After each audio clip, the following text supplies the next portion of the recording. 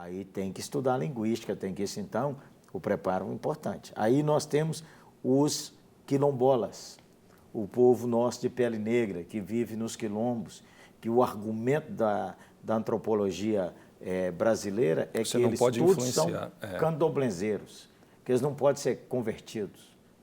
Aí nós temos os ciganos, nós temos 800 mil calons no Brasil, que agora que os amigos dos ciganos, se você quiser ter boa informação, é só entrar na internet, Amigos dos Ciganos, um homem maravilhoso, Igor Shimura. Agora nós conseguimos fechar um projeto de traduzir o filme Jesus para a língua calon. Uau. Uma coisa assim fantástica, louvado seja Deus. Aí nós não temos quase pastores ciganos nenhum. E a língua cigana, ela é uma língua assim que o cigano passa de pai para filho. O Igor Shimura aprendeu porque ele é descendente de cigano e tem um nome japonês, porque foi adotado por uma família japonesa. Essa substância que Deus cria para fazer um negócio maravilhoso. Né? Então a gente tem os imigrantes. Quem está atingindo os árabes que vêm morar no Brasil, na nossa cidade? Eu estava em Passo Fundo. Uma comunidade grande em Foz do Iguaçu. Eu estava em Passo Fundo, pastor Charles, fui lá pregar numa conferência. E quando Passo Fundo, Rio Grande do Sul, povo tudo descendente de alemão, italiano, ando na rua, dezenas de negros. Eu falei com o pastor, o que é isso aqui? Ele disse, nós estamos com gente do Senegal, vindo para cá, refugiado. E vem para essa cidade, que é uma das cidades que abriga refugiados.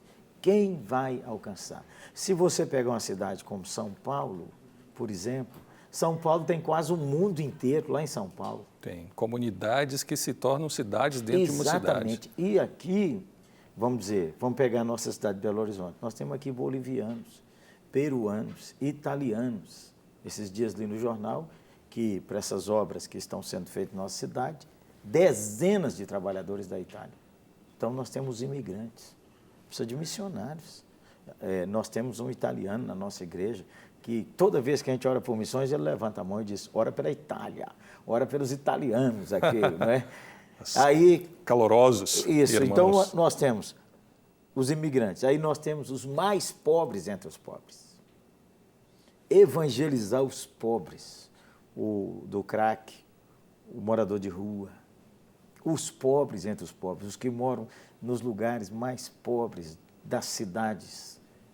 Quem vai trabalhar com os pobres entre os pobres, porque os pobres, aspas, eles não dão retorno. Aspas grande, viu, gente boa?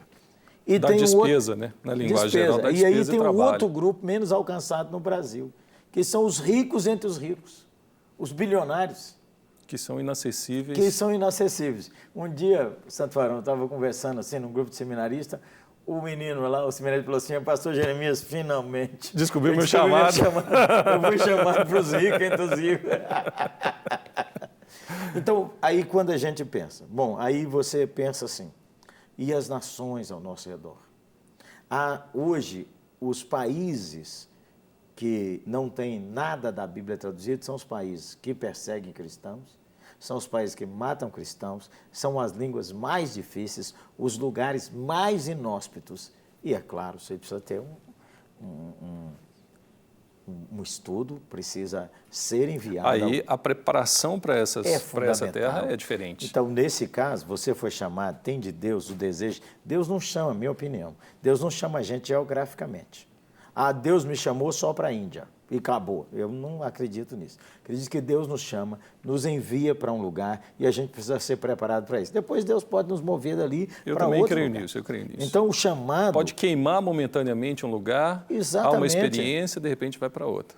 Agora, algo que tem mudado até ligado ao Povos e Línguas, que é um trabalho muito bonito. Bonito. As pessoas têm assistido o senhor aqui na Rede Super, no Povos e Línguas, têm gostado muito. Boa. Olá, gente boa. Viu, gente boa. E o Povos e Línguas traz uma proposta, conversando com o Breno, muito interessante. Ele diz, durante muito tempo, missionário treinou missionário. É o momento agora de pastor ensinar o missionário, porque o pastor tem um coração de alcançar e de cuidar da ovelha. O senhor percebe essa mudança e realmente é uma percepção que vai causar um impacto na preparação dos missionários agora e uma nova visão missionária? Então, Povos e Línguas têm o desejo de, primeiro, chegar até você, dizendo para você, voltar seu coração para a obra missionária. Você, no mínimo, você precisa orar. Você precisa orar para a sua família se converter, quem tem uma família que não foi convertida. Precisa orar pelos amigos. Precisa dar oferta missionária todo mês, gente boa. Precisa adotar um país para orar. Pode ser até toda semana, né, pastor? Hein? Pode ser até toda semana. Toda semana, obrigado, pastor. Todo culto, viu, gente boa? Aliás, isso é uma coisa que eu pus no meu coração. Todo culto que eu vou, quero dar oferta. De todo o meu coração. Então, veja você. Aí, porque às vezes o que acontece, um conflito com o que foi chamado, com o pastor dele, é que o sujeito foi chamado e ele procura uma agência missionária sem falar com o pastor dele. Você que foi chamado, fala com o seu pastor primeiro. Seu pastor vai orientar você.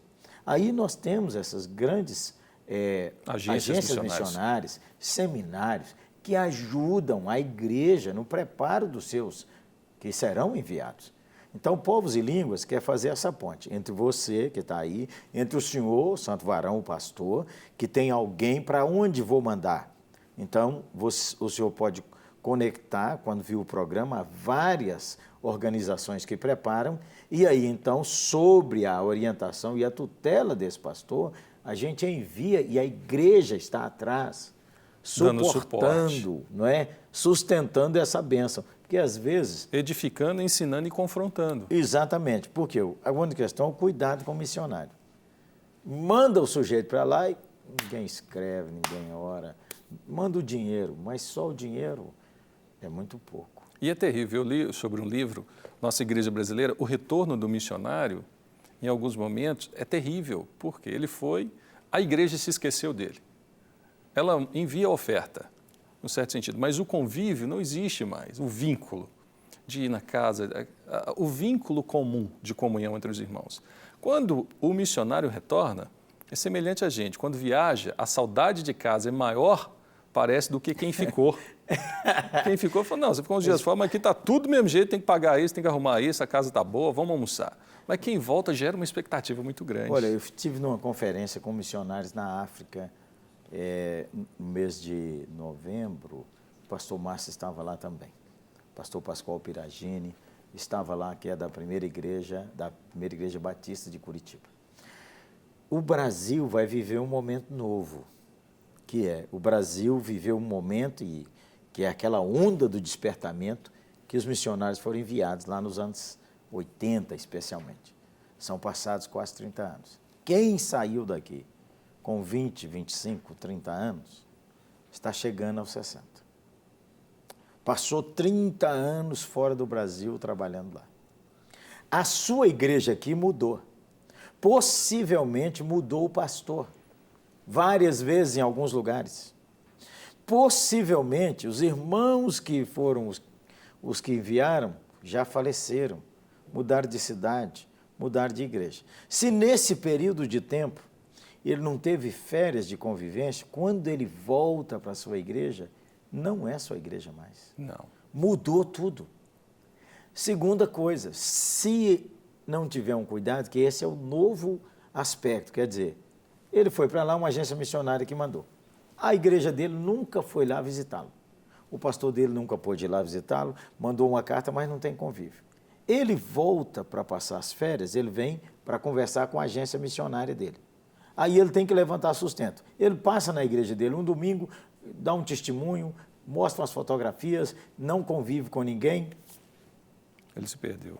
Então, perdeu o convívio. Hoje, nossa igreja tem tomado uma decisão assim, as nossas células, os nossos GECOIs, grupos de crescimento da oitava, estão adotando os missionários.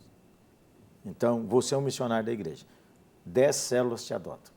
Oram por você, conversam com você, vê como é que vai sua mulher, como é que vai seus filhos. Quando você vier de férias, eles vão recepcioná-lo e vão continuar cuidando. Tira esse encargo do pastor.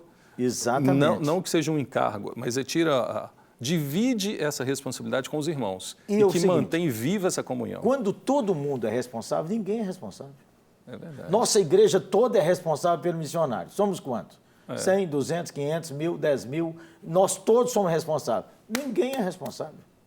Ô, pastor, eu acredito que isso aí já pode ser um novo paradigma se formando na cabeça dos pastores.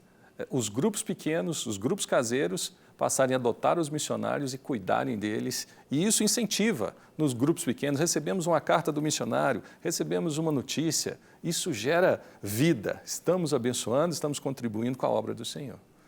Pastorzão. O outro aspecto, só um finalzinho aqui. Que já... é o seguinte, a nossa preocupação em oração. O missionário idoso está voltando para o Brasil. Ele não tem aposentadoria. A família dele, possivelmente, os pais faleceram. Algumas missionárias não se casaram, voltam solteiras. Como é que nós vamos cuidar desse missionário que envelheceu?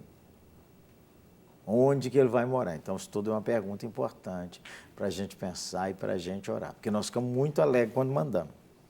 E ficamos muito felizes quando ele manda o relatório. Mas, como todo mundo, se a curva da vida for normal, vai envelhecer e aí não vai aguentar mais. É verdade. As forças minguarem. Então, esse é um novo desafio para a igreja brasileira, que é levantar os novos missionários para os lugares mais carentes e mais difíceis, aprender a cuidar do missionário e receber seu missionário quando ele ficar idoso. É um desafio, tem muita coisa para aprender aí, tem muita cabeça para bater e tem muita mente aberta para conversar. Mente aberta.